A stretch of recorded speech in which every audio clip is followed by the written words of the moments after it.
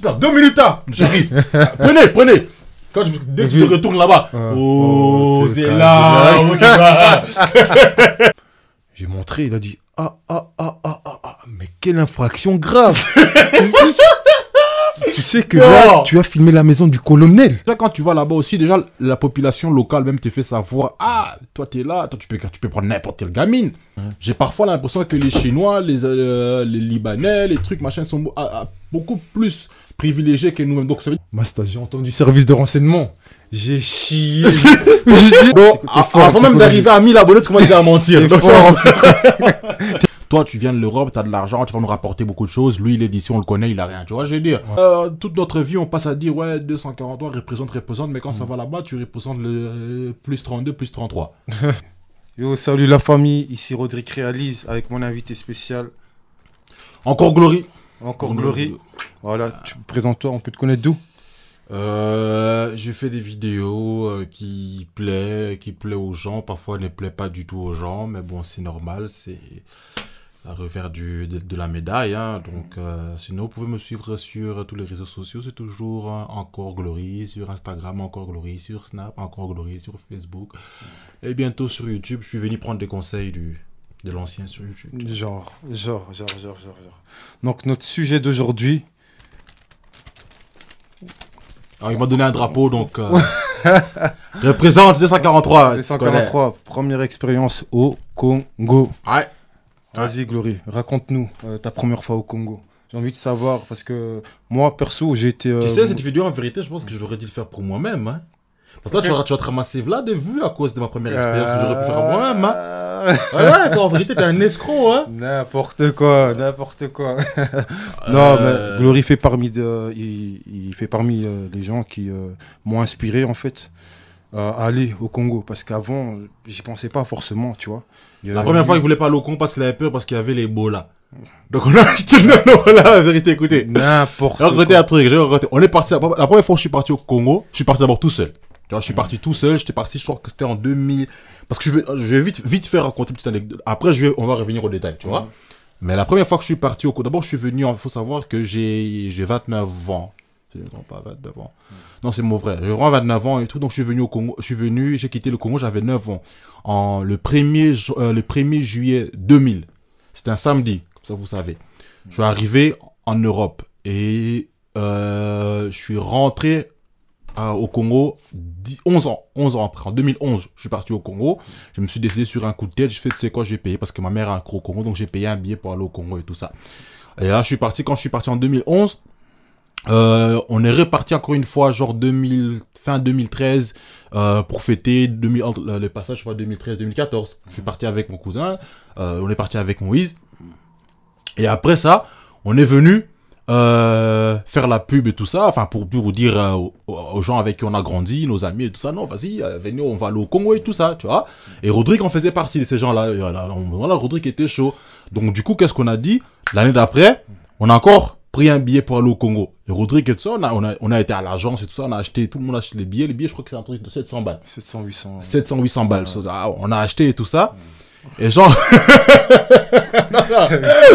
et genre, tu vois, quelques semaines avant de partir, donc il y avait moi, Moïse, moi et Moïse déjà des bases, Daddy aussi qui s'est rajouté, parce que voilà, Daddy aussi était chaud pour venir. Et Rodrigue aussi s'est rajouté, donc il était chaud aussi. Donc à la base, on était censé partir à 4. Et genre, c'était un mois ou bien que t'as envoyé le message? T'as envoyé un message pour dire, ouais... Un mois avant.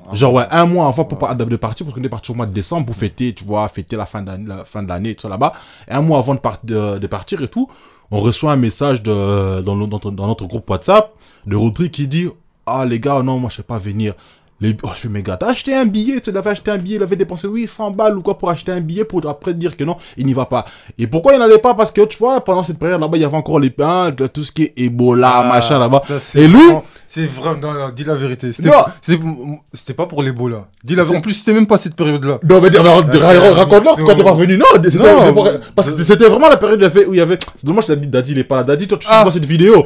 Je suis sûr que t'es en train de rigoler là. Mais t'es très bien. S'il est pas venu. En fait, tu vois, il y avait l'épidémie, là, Ebola. Donc, tous les Blancs, enfin, l'Europe et tout, ils étaient en panique et tout. Mais tu connais, nous, les Africains. Nous, on sait, il y a les sida, il y a les malaria. Maintenant, il y a le corona. Même si nous, on est dit qu'il y a des gens qui meurent là-bas, même nous, on ira. Tu vois, je veux dire, nous, on est là, donc on s'en fout parce que voilà. Et donc, après, on est parti et malheureusement, Rodrigue n'est pas venu. Voilà. Donc, c'est juste ça pour l'anecdote avant de commencer. Comme ça, vous savez que la première fois, il avait acheté son billet, il était prêt. Donc, il devait déjà partir depuis depuis bien longtemps. Mais il voulait pas. Parce qu'il avait peur d'Ebola. Ce gars, c'est un gros mytho. Ok. Moi, je te connaissais pas comme ça, Glo. Non, mais donc, t'es déjà en train de mentir à tes abonnés. T'es fort. Donc, t'es fort en avant même psychologie. d'arriver à 1000 abonnés, tu commences déjà à mentir. T'es Donc, fort en psychologie. T'es fort en psychologie. Non, c'est pas pour ça. Sincèrement, c'était parce que j'étais pas prêt. J'étais pas prêt mentalement. Et ouais, vous allez dire, ouais, mais pourquoi tu dois être prêt mentalement? Mais j'étais vraiment pas prêt. Quand je vous dis que j'étais pas prêt, tu vois. Là, j'ai été récemment, en 2019, mais je me sentais bien. Mais à ce moment-là, je me sentais pas prêt pour y aller. ok. Tu vois ce que je veux dire? Mais franchement, Ouais, mais raconte-le parce qu'eux ils sont curieux de savoir qu'est-ce qui fait, comment est-ce qu'on doit être prêt. Parce qu'il y a des gens qui te regardent maintenant, ils se disent, ouais, ok. on n'a jamais été et tout ça, on aimerait bien aussi y aller. Maintenant, c'est quoi les motivations? Qu'est-ce qui fait que non? Parce que peut-être qu'ils n'ont pas été, peut-être qu'ils n'y vont pas. Pour les mêmes raisons que toi, tu n'as pas été, genre en 2000, je sais pas quand là. Donc explique-leur finalement comment c'est préparé mentalement pour y aller. Parce que toi, tu n'étais pas prêt mentalement. Comment c'est préparé? Qu'est-ce qui a fait que de 2015, pour que tu puisses te dire à 2019 que non, j'y vais aller, il faut expliquer. Ok. Moi, il y a plusieurs facteurs déjà. Facteur numéro 1, c'est financièrement. Ok, j'avais acheté mon ticket, j'avais travaillé pendant 1 mois. Paf, mon argent de ticket, tranquille, j'ai travaillé 800 €. J'ai acheté mon ticket directement avec lui, on a été à l'agence. Donc, il y avait la volonté. Ça, tu dois reconnaître. Non, ça, c'est ça d'office. Il y avait la volonté, tu vois. Ouais, j'ai perdu mon ticket, j'ai pas su voyager, mais bon, tranquille, pas de souci. Mais voilà, financièrement, j'étais pas prêt parce que, ok, j'ai travaillé, mais j'ai payé juste. Il avait peur de Kindoki. N'importe quoi. Continue à parler, continue à parler, vas-y. Tu deviens comme les darons, toi. Ouais, vas-y, Tu continue. deviens comme les darons. Non, vas-y.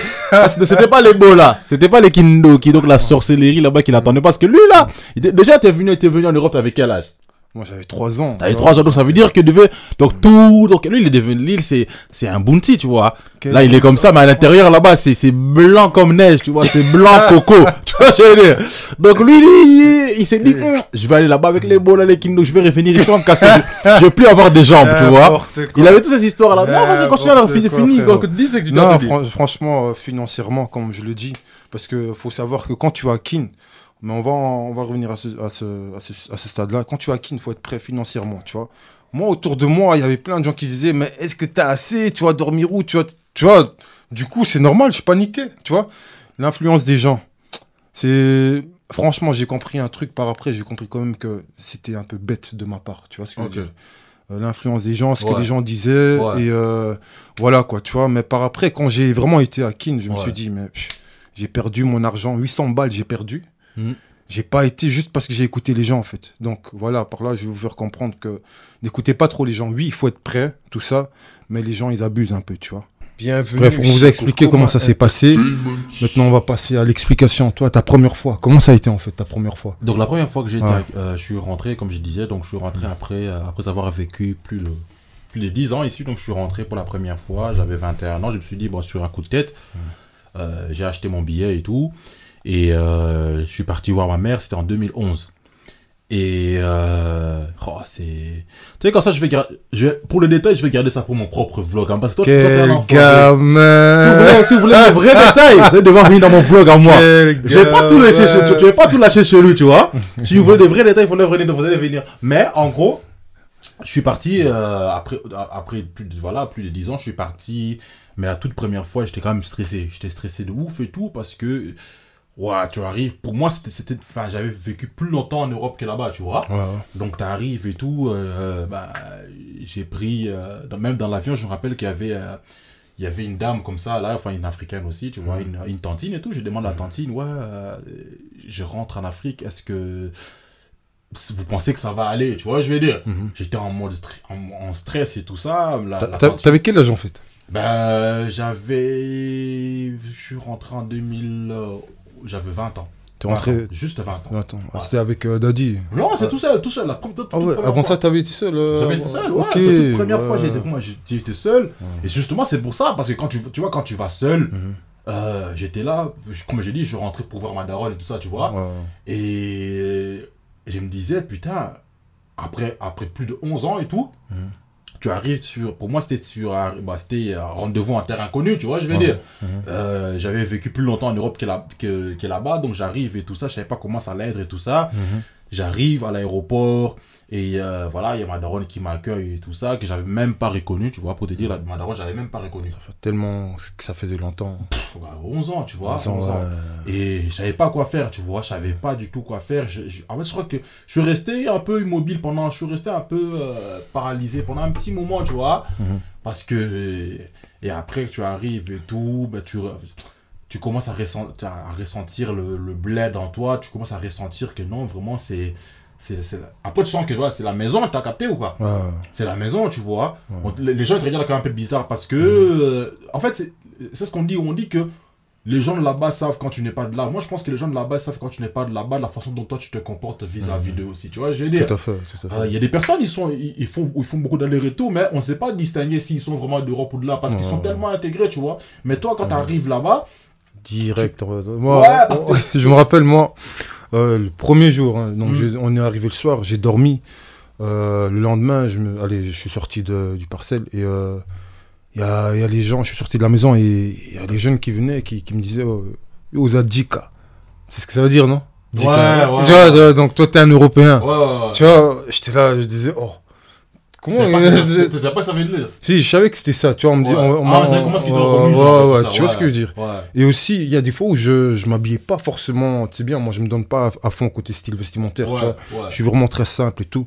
Et il y a des fois où on me reconnaissait, or que j'étais habillé normal, tu vois, des sandales ici, je mets jamais des sandales. Ouais, mais comment tu marchais aussi? C'est vrai que j'ai une manière nonchalante de... Eux, ils vont vite, parce que eux, tout doit aller vite, j'ai remarqué, tu vois. La démarche, la façon dont tu t'arrêtes, tu regardes les choses, tu vois, je veux dire, eux, ils sont vifs, tu vois. Ça, j'ai compris aussi avec au bled, déjà, ils sont très vifs, tu vois. Ouais, tout à fait. Ils sont speed.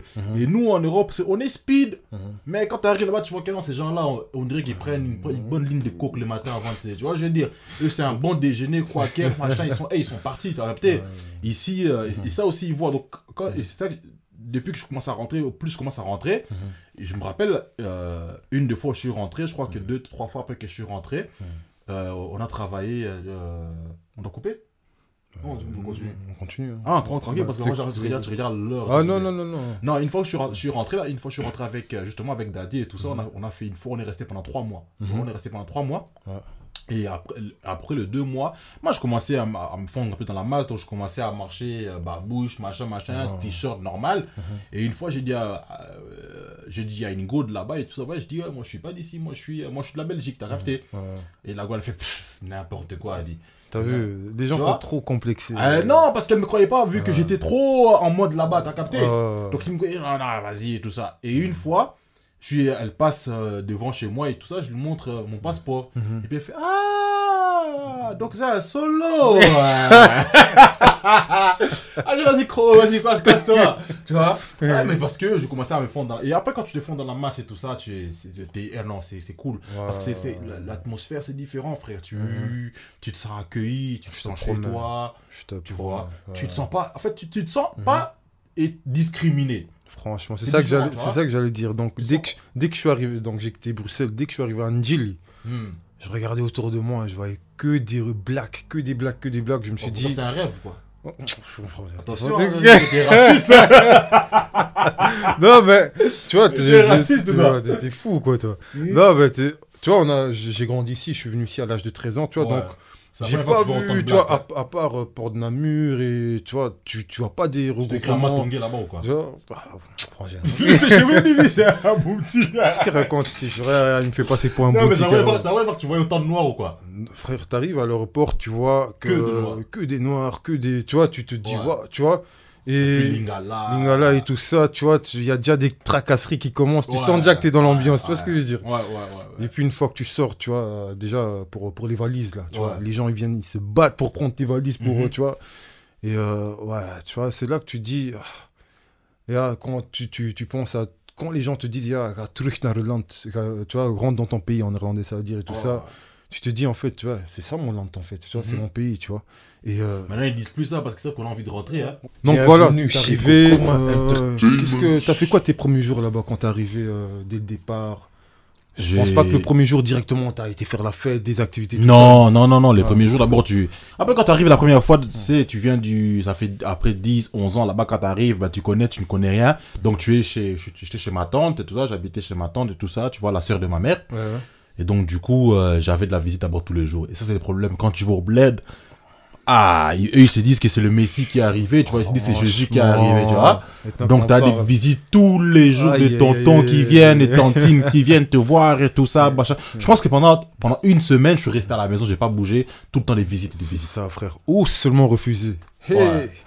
Ou seulement refusé. Tu vois. Et après, petit à petit, alors j'ai commencé à aller visiter, voir les quartiers où j'avais grandi un petit peu avant d'arriver. T'as grandi où toi d'ailleurs? Moi j'ai grandi à Kitambo. Hein. Kitambo magasin. À la base. Moi je suis de Yolo Nord. Californie. Ça c'est des trucs, ouais, ça des trucs. Dallas. Les voyous, hein. Les voyous là-bas. Bon, c'est vrai qu'avant c'était un peu chaud là-bas, ce qui paraît. Mais même quand j'y étais, mais c'était un peu chaud parce que je travaillais avec des jeunes et il y avait des jeunes qui avaient peur de se déplacer dans d'autres quartiers, tu vois, quand on faisait notre projet là. Donc on a dû faire pour finir, mais bon, c'est pas... je raconterai ça prochainement dans la partie 2. Ouais. Donc restez au courant, il y aura une partie 2 avec Glory et Daddy encore. Si il sera là à temps, quoi, Daddy. Parce que... Don Dada. Don Dada.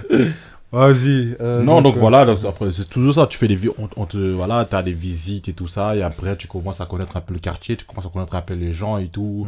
Et la bouffe est bonne, hein. La bouffe, c'est la base. Hein. C'est la base, voilà. C'est bon ça. Et ouais, donc, tu as visité les gens sont venus te rendre visite et tout ça. Et t'as fait quoi? T'as pas fait ça pendant une semaine quand même? Non, après ça. Mais quand je suis parti la première fois, honnêtement, je n'ai pas vraiment profité en soi. J'ai plus profité de la famille, comme c'était la première fois, tu vois, je vais dire. Et c'est pour ça que je suis parti en 2011, je suis rentré directement en 2013, 2 ans plus tard, je suis directement rentré, tu vois. Et ça, c'est une autre partie encore. Mais la première fois, moi, je suis parti, c'est vraiment pour retrouver les racines, en soi, retrouver la famille et tout ça, tu vois.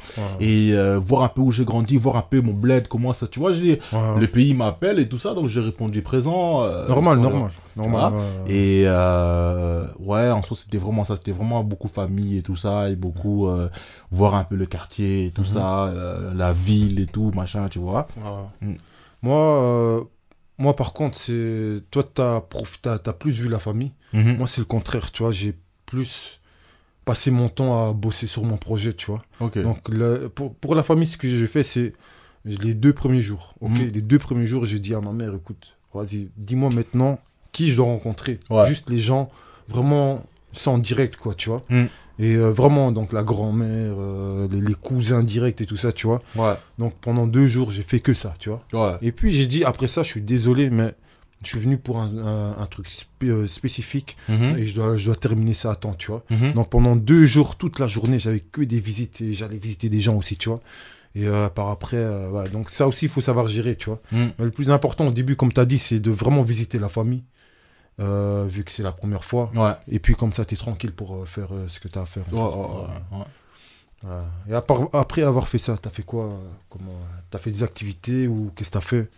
Ben après, je pense que c'est que j'ai essayé de regarder aussi, de voir un peu s'il y avait une possibilité en fait de faire quelque chose, tu vois. Moi, je suis toujours d'avis... T'as la caméra, t'enlèves ou quoi? Qu'est-ce qui se passe? Non, ouais, désolé si... Non, en fait, moi, je suis beaucoup aussi d'avis du fait de... J'aimerais bien y faire quelque chose, tu vois. J'aimerais bien créer quelque chose là-bas en Afrique en soi et tout. Donc, du coup, même si je suis rentré et tout ça, j'ai quand même essayé de regarder s'il y avait des possibilités et tout ça, de faire quelque chose.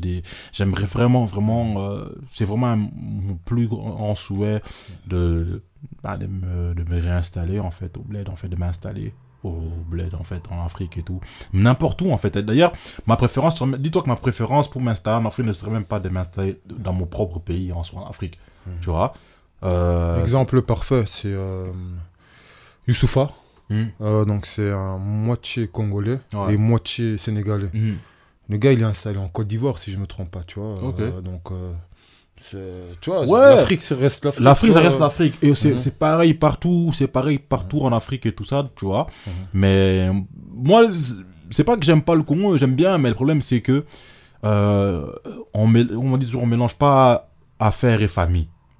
Si je veux quelque chose je veux faire quelque chose pour l'Afrique en soi, et que je veux que ça puisse avancer, je pense que le mieux serait de m'installer dans un autre pays d'Afrique en soi, tu vois, pour éviter tout ce qui est tracasserie avec la famille, parce que voilà, tu vas ouvrir un petit truc, un petit magasin, façon de parler, tout ça, t'es les premiers personnes qui vont venir consommer, c'est la famille. Quand il y a un petit problème avec tel, la famille vient demander de l'argent, parce que pour eux, t'as de l'affaire, donc tu vois, je vais dire, c'est un peu, c'est ça le problème, un peu, c'est ça que j'ai envie d'éviter aussi, tu vois. Ouais, comme on le dit, business, famille, c'est deux trucs totalement différents. Tu peux jamais mélanger ça, tu vois. Il y a des business familiales qui se font, mais il faut mettre les choses au clair, parce que j'ai aussi vu des familles se déchirer à cause du business et tout ça, tu vois. Donc, business, famille, ça, moi, je suis pas trop pour.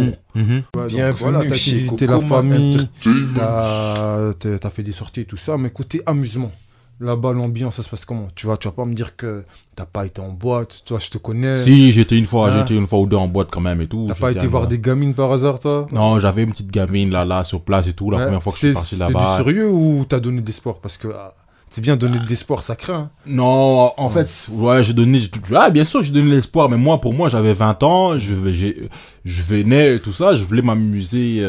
Parce que, je te coupe pas, mais les Européens, les Blacks européens, on a une sale réputation là-bas quand même, à cause des anciens. Qui allaient, qui profitaient des qui leur donnaient du soir. Tu vois, à cause de ça, on a une sale réputation. Enfin, faut dire ce qu'il y a, tu vois. Donc, j'espère que c'est pas ton cas, frère. T'as pas été donné des... Non, Glory, il est pas comme ça. Non. Là, c'est un aventurier. Non, mais quand moi, honnêtement, je connaissais pas ça, tu vois. Et le problème, c'est que déjà, quand tu vas là-bas aussi, déjà, la population locale même te fait savoir, ah, toi, t'es là, toi, tu peux prendre n'importe quelle gamine.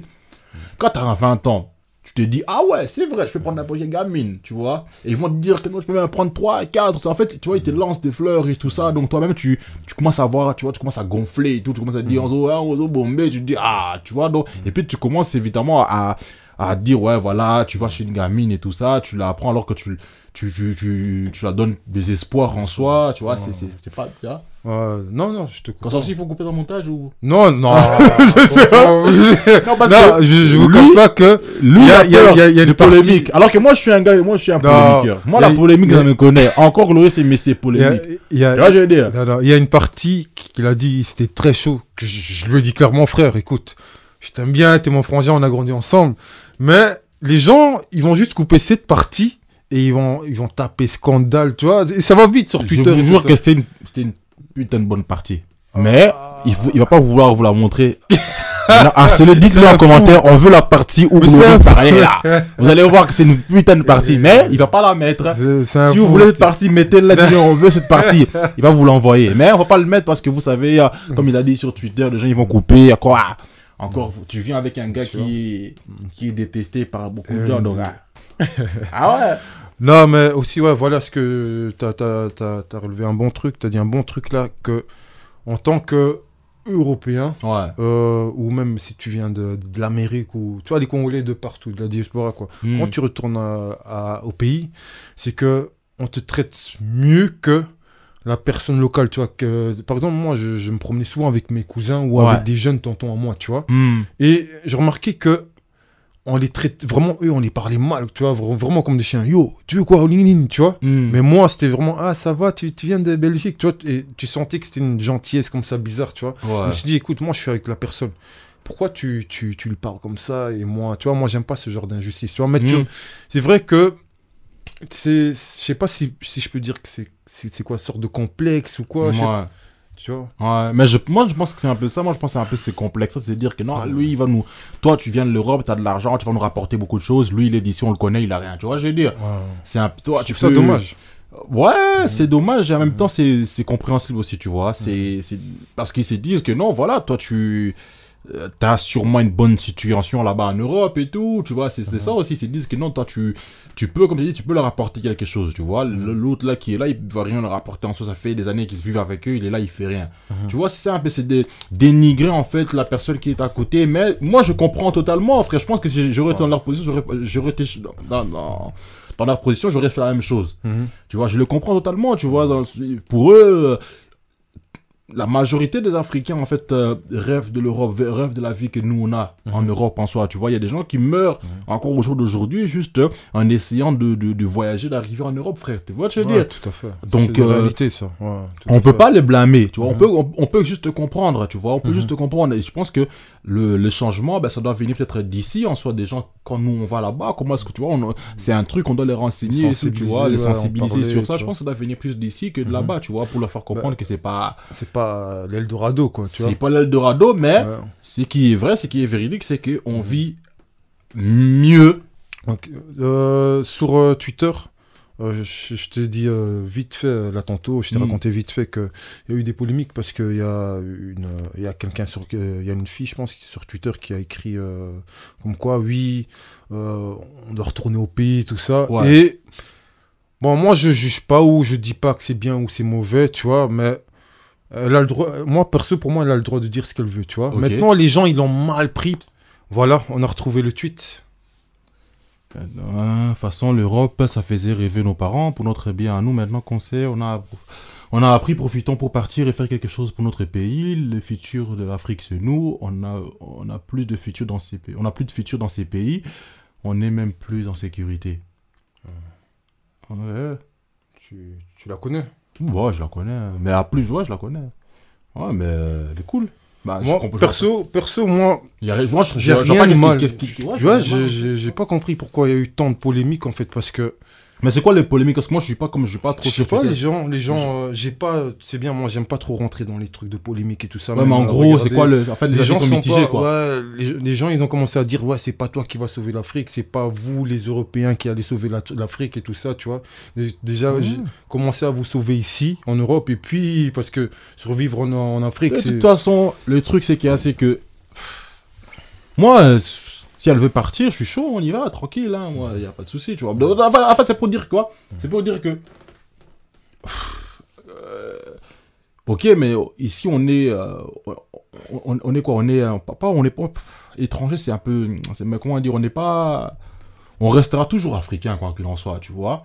On restera toujours africain. Et moi, j'ai fait, dernièrement aussi, une vidéo où j'ai dit mon avis à ça. Le problème, c'est que quand tu te dis ça et tout, les avis sont toujours mitigés maintenant parce qu'ils disent toujours ouais on fait que dire ça, ouais après il n'y a rien qui se fasse passer, mais ils savent pas que tout doit commencer d'abord dans la tête, tu vois. C'est qu'il y a, c'est qu'il faut conscientiser le maximum des gens et tout pour comprendre que au plus ça va, on va en parler jusqu'à en saouler les gens, au plus les gens vont commencer à se dire bah tu sais quoi, je vais aller voir ce qui se passe là-bas. Et moi ce qui m'énerve aussi, c'est pas ce qui m'énerve, mais ce qui me déçoit un peu quand je vais en Afrique, je sais pas, c'est par exemple au Congo, je sais pas si tu as remarqué, même, il y a beaucoup des Chinois, il y a beaucoup de Libanais, machin. Il y a un limite, aujourd'hui, j'ai parfois l'impression que ces gens-là sont un peu plus même privilégiés par rapport à nous-mêmes les Africains quand on vient de l'Europe en soi. Tu vois, je veux dire, j'ai parfois l'impression que les Chinois, les Libanais, les trucs, machin, sont beaucoup plus privilégiés que nous-mêmes. Donc ça veut dire que toi, je ne sais pas.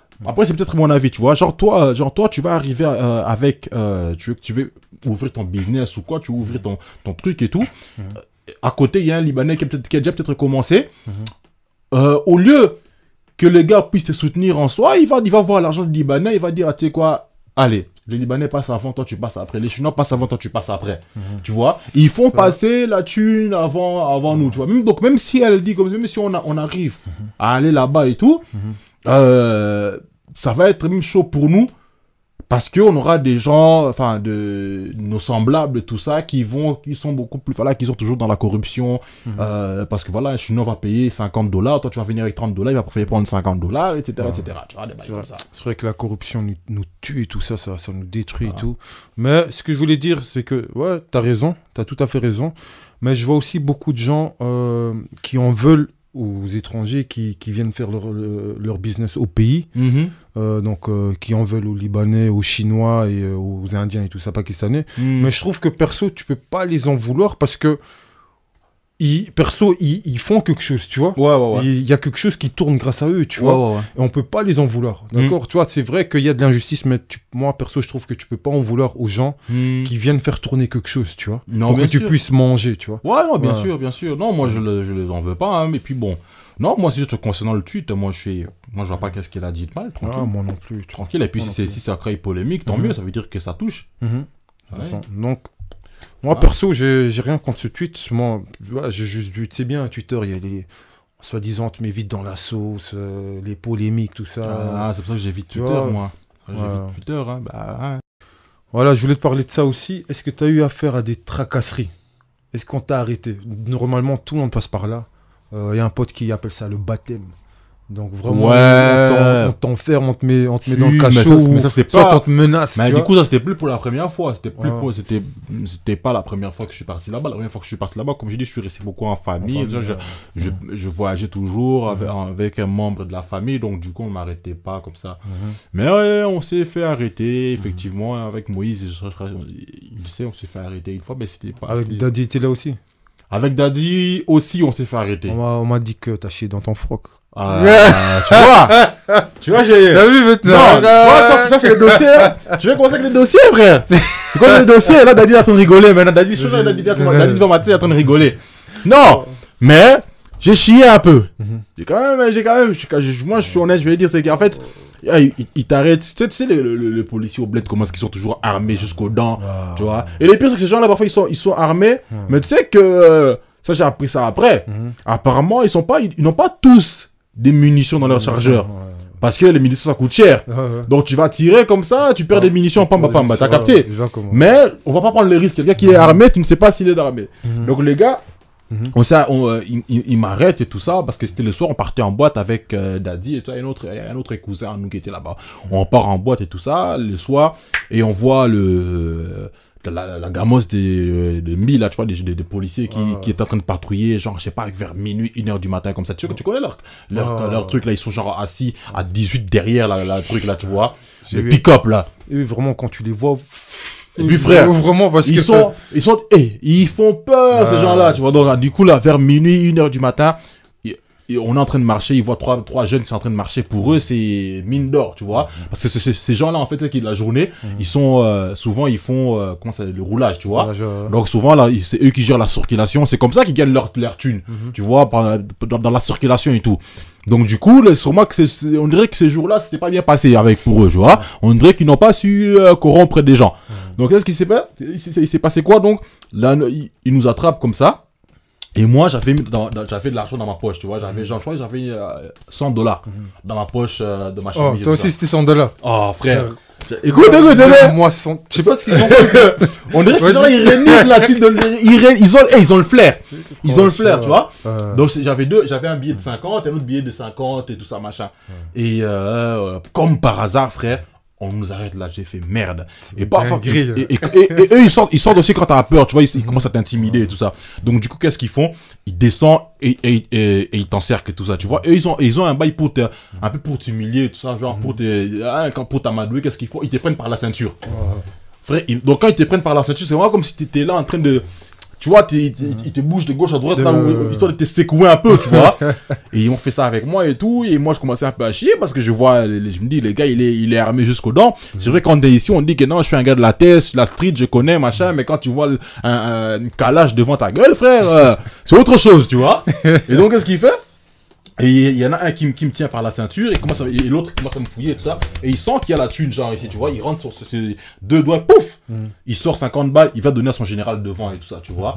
Et après ça, comme mon cousin était là-bas, mon cousin, bon là, il connaît un peu les gens, qu'est-ce qu'il prend. Il fait, donc du coup, il lève un peu la voix, tu vois. Il dit, vous faites quoi, machin, arrêtez de faire ça, sinon c'est ta.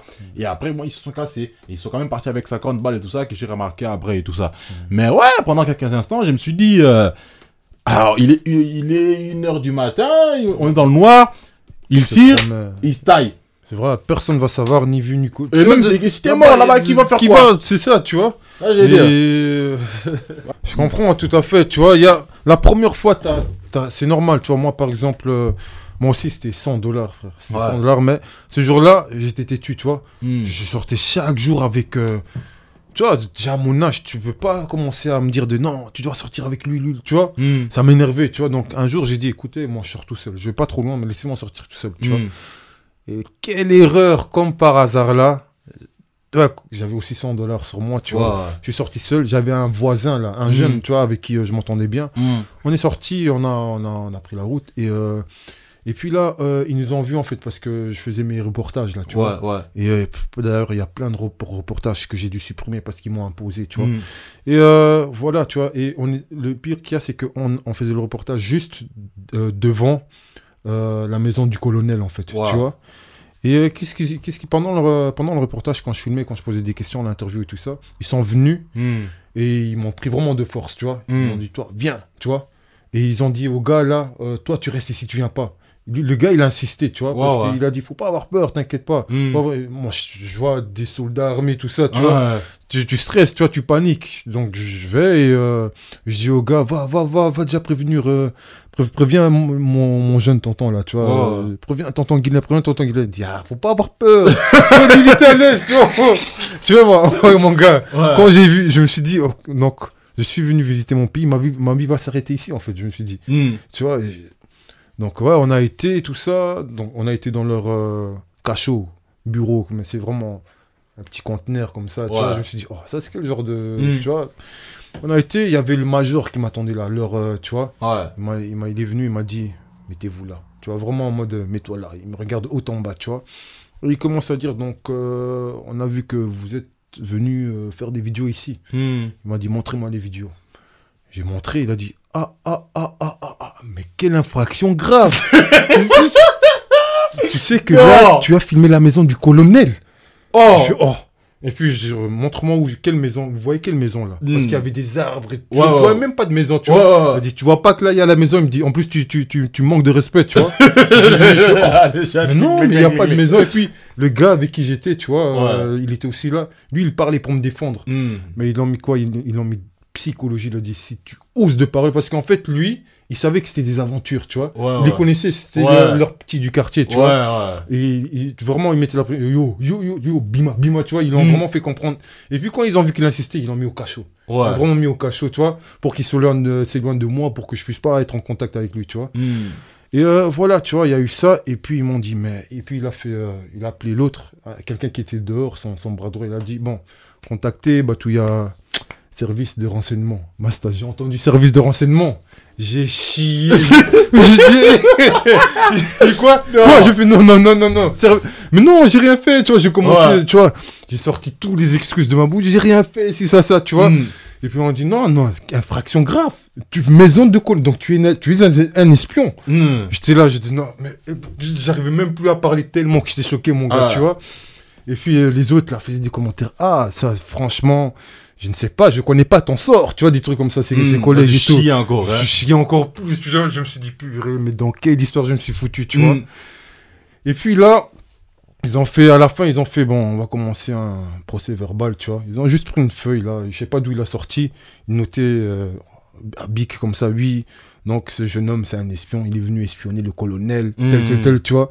Moi, je disais, non, c'est pas vrai, il disait, tu vois, vraiment, mais l'autre, il était là. Moi, c'était à la maison, j'ai envie que c'est le truc, ça m'arrive. L'autre, il était là avec des armes et tout ça, tu vois, et toi, t'as peur, comme t'as dit, frère, t'as un flingue devant toi, ils sont à je sais pas combien, tu vois. Vous rappelez, quand vous rappelez, si vous rappelez de la street, non? Moi, je rappe pas de la street. Ouais, je rappe pas. Non, vous avez vu la street, non? Ouais, je rappe pas à la street, mon frère. Moi, je suis pas un gros. Oh, j'ai tué. Voilà, il fallait montrer. Non, regarde, moi, je rappe pas à la street, tu vois. Mais ça, franchement, pour finir, je les ai dit, laissez-moi appeler quelqu'un. Ils ont pas voulu, ils ont insisté. Ils ont dit, non, le service de renseignement, ils sont déjà en route, ils vont venir te chercher. Ouah, j'ai chié, frère. Je me suis dit, ma vie s'arrête ici, en fait. Donc, je suis venu au Congo, même pas 3 jours, je vais dailler. Dans 3 jours, j'ai seulement fait au Congo, tu vois. Ma famille va même pas savoir où je suis, tout ça, frère. Tu sais que je comprenais rien de ce qui se passait, tu vois. Et de temps en temps, je remarquais qu'ils sortaient, tu vois. Et ça aussi, je vais revenir sur ça après. Mais puis pour finir, ils m'ont dit, bon, on peut te faire quelque chose, vu que tu m'as l'air de quelqu'un de calme, respectueux. On peut les appeler pour dire qu'on s'est trompé, tu vois. Et il a dit, mais bon, pour ça, j'ai vu dans ton sac, parce qu'ils avaient filmé mes sacs et tout, j'ai vu qu'il y avait un billet de 100, tu vois. Ben, tu me donnes ça, l'histoire est fermée, l'histoire est finie, et on s'arrange comme ça, tu vois. Donc, j'ai dit, prenez, tu vois. Moi, c'était un jeu... Frère, le truc qu'il y a, c'est que... tu connais rien. Frère, c'est la première fois, tu vois. En plus, moi, on m'avait prévenu, on m'avait dit, ne sors pas seul, tu vois. Service de frangin, il y a des pays, quand ils te disent, il y a les services de renseignement qui viennent pour toi, frère. Les services de renseignement, ils viennent en hélicoptère, ils t'emmènent, plus personne va te voir. Tu vois, plus personne va te revoir, tu vois. Tu vois, c'est bien, on regarde nos reportages sur TF1, tu vois. Et voilà, tu vois, donc, ils ont dit, donc, c'est $100 d'amende, tu vois, pour qu'on puisse pas dire au colonel, tu vois. J'ai dit, vas-y, j'ai pas donné, mais ils avaient déjà en main, tu vois ce que je veux dire. Alors, commence pas à dire que j'ai donné aussi grand. T'as pas. Ouais, tu vois, frère, je pense à ma vie, tu vois ce que je veux dire. Et tranquille, je suis sorti de là. Et puis, tranquille, le jeune, il est venu, ils l'ont libéré aussi, tu vois. Il est venu avec moi, toi, moi, je voulais juste rentrer, prévenir mes oncles et tout, et mes tontons et tout ça, tu vois. Il m'a dit, tu vois, là, t'as pas compris pourquoi ils t'ont éloigné de moi, parce que moi, je sais que c'était des jeux, tu vois. Depuis là, tantôt, il rigolait. Quand il sortait, tu te remarquais pas qu'il sortait. Il disait déjà à sa femme, lui, préparait déjà la chambre. Aujourd'hui, c'est la fête et tout. Prépare la chambre, on va faire la fête. Il commandait déjà des casias qui paraît à $200. Je te promets. Il commandait, tu vois, des balles comme ça, tu vois. Et puis, attends. Et puis, on est retourné. J'ai appelé, on a couru. Pas couru par peur, hein. Mais couru vraiment pour sinon, l'argent allait partir. L'argent allait disparaître, tu vois. Donc, on est vite parti. C'était pas loin de là. Et on a appelé mon jeune tonton, tu vois. Je voulais pas dire aux mamans, aux tantines et tout ça parce que ils allaient taper scandale. Ils allaient faire trop de cirque. C'est bien les mamans, comment elles sont, tu vois. Et donc, qu'est-ce qui s'est passé? Oui, on a appelé le jeune tonton, il est venu, lui, il est fâché, il a dit quoi? $100, tu vois. Lui, c'est bien, il est de là-bas, tu vois, déjà. $100, c'est là, la thune. Là, il est devenu fou, il était en train de manger, il a tout laissé tomber. Il est venu, je sais même pas il était lavé ou quoi, il est venu comme ça, il est sorti en t-shirt, il est venu, il a dit, montre-moi c'est qui, tu vois.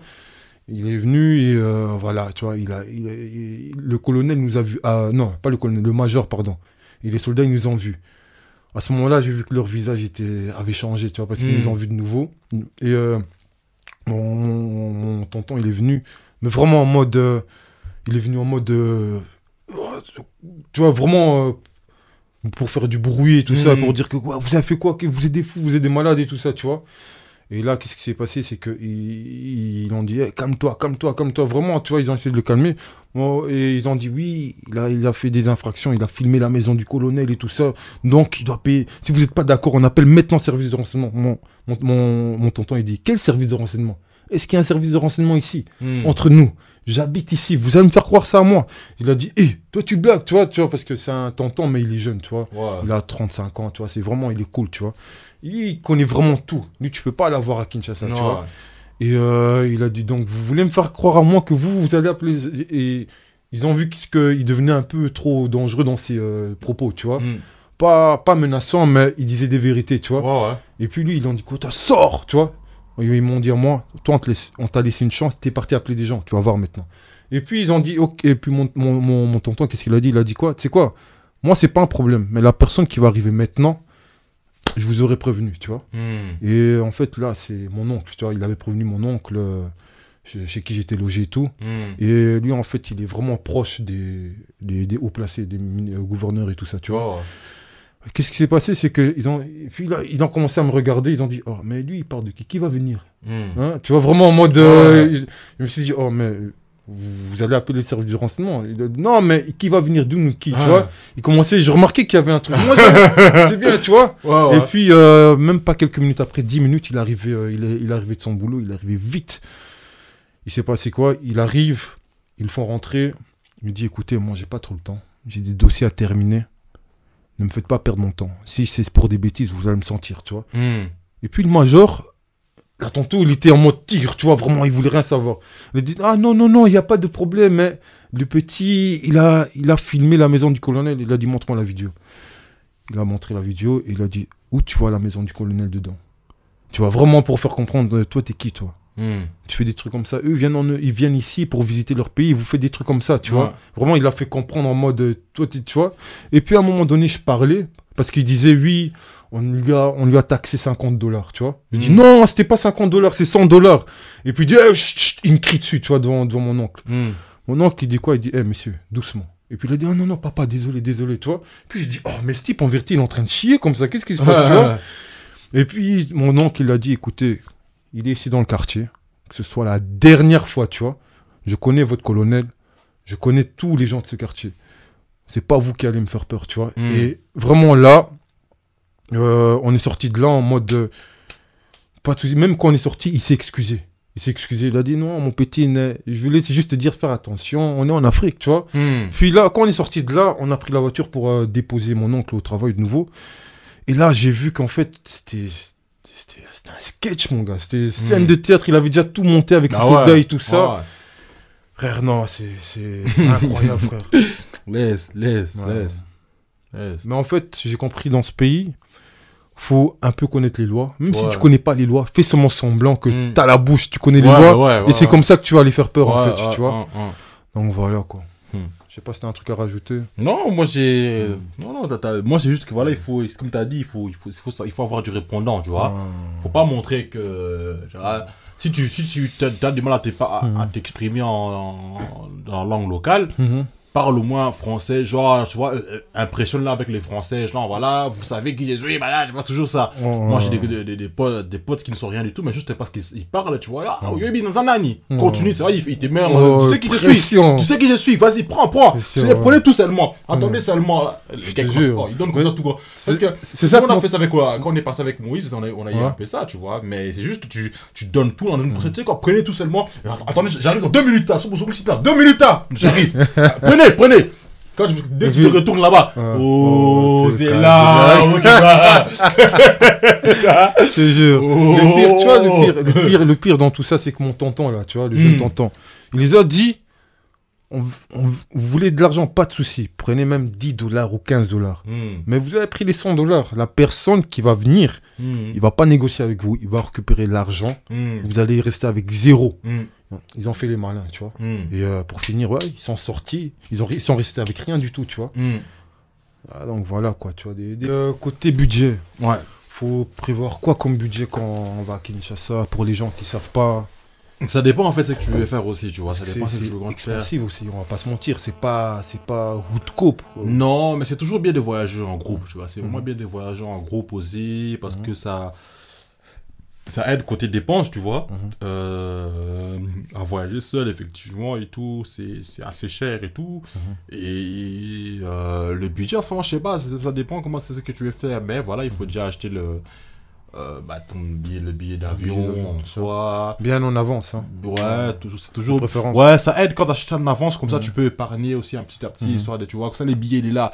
Et ça fait aussi que, une fois que les billets il est là, t'es quasiment sûr à 60-80% de partie, tu vois, tu sais que tu vas partir, donc du coup tu te prépares aussi mentalement déjà au fait de mettre de côté, tu vois, une fois que tu as mis de côté pour le logement par exemple, si tu dois habiter je sais pas, à moins que tu dois aller chez la famille, tout ça, mais voilà, mais beaucoup de gens n'aiment pas trop être avec la famille parce que voilà, tu vas voir liberté, tout ça, la liberté, t'as capté et tout, machin, donc voilà, tu vois.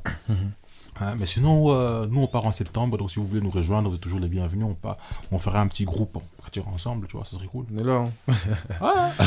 Maintenant, moi par exemple, ce que je faisais le matin en général, comme tu as dit là tantôt, quaker, thé, lait, tout ça, tu vois, je mangeais bien, comme ça en journée je dépensais pas trop, je claquais pas trop, tu vois. Et le soir je reviens et il y a déjà la nourriture qui est préparée, qui est prête, tout ça en général, ou soit poulet mayo, c'est bien le soir, tu vois. Moi en général je mangeais juste le matin, donc ce qu'on a fait c'est on a ramené des glacières, tu vois, avec des produits d'ici, quaker, tout ça, confiture, pain, non pas les pains, pardon, les...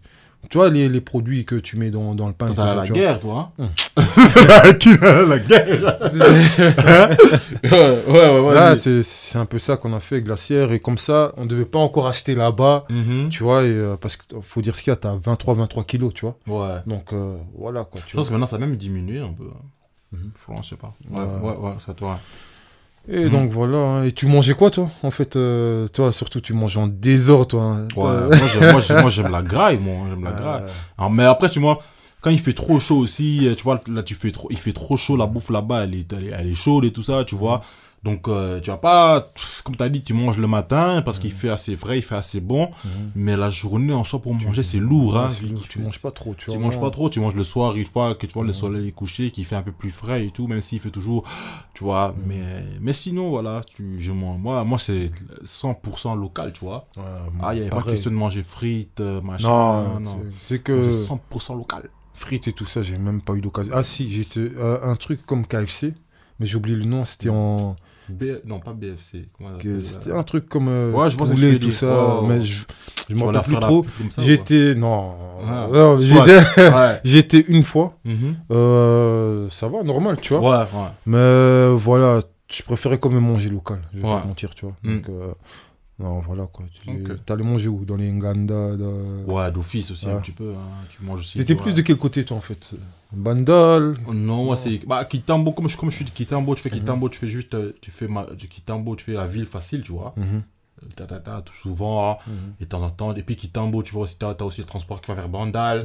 Tu vois, pour moi, c'est la zone, tu vois. Quand je vais à Kin. Je me vois difficilement vivre ailleurs qu'à Kitambo, t'as capté, tu vois. Déjà comment? Tu vois, je veux dire, là, un magasin, mon ami, t'as tous les transports et tout ça. Franchement, moi, c'est ma zone, tu vois. Et voilà. Et côté transport, d'ailleurs, tu t'organisais comment pour les transports? Moi, sincèrement, j'ai eu de la chance qu'il y avait une voiture à disposition pour la famille et tout ça. Mais sinon, c'était à chaque fois des 1000 francs, 2000, tu vois. C'est vrai que. Donc, du coup, c'est vrai que. Ouais, toi, tu t'organisais comment, en fait, avec les autres? Ben, moi, ce que je faisais aussi, c'est. Transport ou bien c'était. Moi, j'aime bien faire le gars, tu vois. Moi, j'aime bien voyager local aussi, tu vois. J'aime bien que ce soit dans le transport, t'es avec des gens, ça parle et tout ça. Même les transports où vous êtes serré dedans, moi, j'aimais bien, tu vois. Je suis rentré 2-3 fois dedans quand la voiture était déjà occupée par ma mère ou quoi, tu vois. J'étais obligé de prendre le transport, tu vois, avec un cousin ou quoi, tu vois. Ouais, les petits bancs, ça fait du bien, tu vois. C'est vraiment local, tu vois ce que je veux dire. Franchement, c'est cool. Et donc, moi, j'ai préféré faire ça et tout. Et tu apprends beaucoup plus comme ça qu'en étant. Et puis, faut dire ce qu'il y a aussi, tu vois. Ici, je me déplace pas toujours comme un gars privilégié ou quoi, tu vois. Pourquoi je vais faire ça là-bas? Ouais, c'est vrai. Moi, je suis un gars de là-bas, tu vois. J'ai grandi un peu là-bas, je connais. Même pas, c'est juste que. Toute notre vie, on passe à dire, ouais, 243 représente, mais quand ça va là-bas, tu représentes le plus 32, plus 33. Tu vois, je veux dire. Donc, du coup, moi, quand je suis là-bas, moi, limite, même quand je voyage, il y a parfois les gens me disent que je voyage comme un blédard. Pourquoi? Parce que moi, quand je voyage en babouche, tu vois, je voyage babouche, calme. J'arrive là-bas, la première chose que je fais, je pose ma bouche dehors. C'est normal. Et je suis posé, j'ai une petite mangue, tout ça, un petit peu. Moi, je suis là, je suis posé. Moi, je me fonds dire dans la masse, tu vois, je veux dire. J'ai mon passeport, je jette mon passeport quelque part au fond de ma valise et voilà, je l'oublie pendant les 1 mois que je suis là. Tu vois. C'était vraiment, c'était pareil pour moi aussi. Il y a des vêtements que j'ai ramenés là-bas, que j'ai mis là-bas, que. Ici, si je les mets, on va m'insulter, on va me traiter de blédard. Tu vois ce que je veux dire? Vraiment en mode sandales, babouche. Mais vraiment les babouches de daron, là, tu vois. Toi, je mets des sandales, chaussettes blanches et tout ça. Pareil, photo sur le torse. Sandales, chemise classique, tu vois. Et coupé, comme ils disent, tu vois. Et je me promenais tranquillement, tu vois. J'étais à l'aise, tu vois. Ici, si je fais ça, les gens vont me regarder du genre, qu'est-ce que tu fais encore, blédard, tu vois, des trucs comme ça. Non, j'étais trop à l'aise. Comme t'as dit, te fondre dans la masse, ça fait plaisir. Ouais, voilà, c'était Rodrigue Réalise et encore Glory. Encore Glory, même. C'est pas la première fois que vous allez le voir. C'est la première fois qu'il me voit vu là. Attends. Bref, attends. C'est pas la dernière fois. Bref. Repeat. On a refait, vas-y, relance. C'était Rodrigue Realis de Kokoma Entertainment avec encore Glory. C'est la première fois, mais pas la dernière fois que vous allez le voir. Non. Parce qu'il y aura encore une partie 2 et ça sera encore plus intéressant, je pense. Ça sera encore plus intéressant. Et ça sera avec Daddy si tout va bien. Parce que sera Daddy, avec un autre gars, t'es jamais disponible, mon gars. Qu'est-ce qui se passe? Businessman. ça sera avec un autre gars à nous. Donc, Et mot comme de- ça, Mot de la fin, Glory, je te laisse dire. mot de la fin, donc n'hésitez pas, allez-y, venez, allez-y si vous voulez aller. En tout cas, il faut. On a besoin de ça, on a besoin de. Et c'est bien parce que je sens il y a un mouvement, tu vois, il y a un mouvement qui va vraiment vers l'Afrique et tout ça. Nous sommes la génération qui va. Je pense que nous sommes la génération qui va déclencher le truc en fait, tu vois. Et donc c'est vraiment bien. Je pense que nos enfants, nos petits-enfants seront déjà beaucoup plus impliqués en Afrique et tout. Moi, je me dis aussi déjà que une des premières choses, moi, c'est sûr et certain que mes gosses, je vais les... Parce qu'il y a beaucoup de gosses aujourd'hui, enfin nous, qui n'ont pas été élevés directement, enfin, la langue maternelle, c'est très important aussi, tu vois. Moi, je pense que mes gosses, ils doivent obligatoirement savoir parler leur langue maternelle, tu vois. Donc, c'est ça aussi. Donc, nous sommes vraiment une génération éveillée, réveillée, qui doit vraiment faire la transition et qui va certainement faire cette transition-là. Je suis sûr et certain, nous sommes la génération déclencheur, tu vois. Et donc voilà, donc allez-y et tout, et partez en groupe s'il faut et tout, envoyez des messages à Rodrigue en DM et tout ça, pour si vous voulez partir et tout ça, et on fera en sorte vraiment de partir en groupe et tout ça, histoire de voilà, de changer les choses, on va changer les choses. Big up à vous. Big up. Et d'ailleurs, bientôt, YouTube, non, toi aussi? Ouais, bientôt je suis sur YouTube aussi, donc j'aurai des choses aussi à dire sur YouTube très très très bientôt, grâce à mon frère ici, donc qui sera mon metteur en scène et tout ça, mon régisseur et tout ça.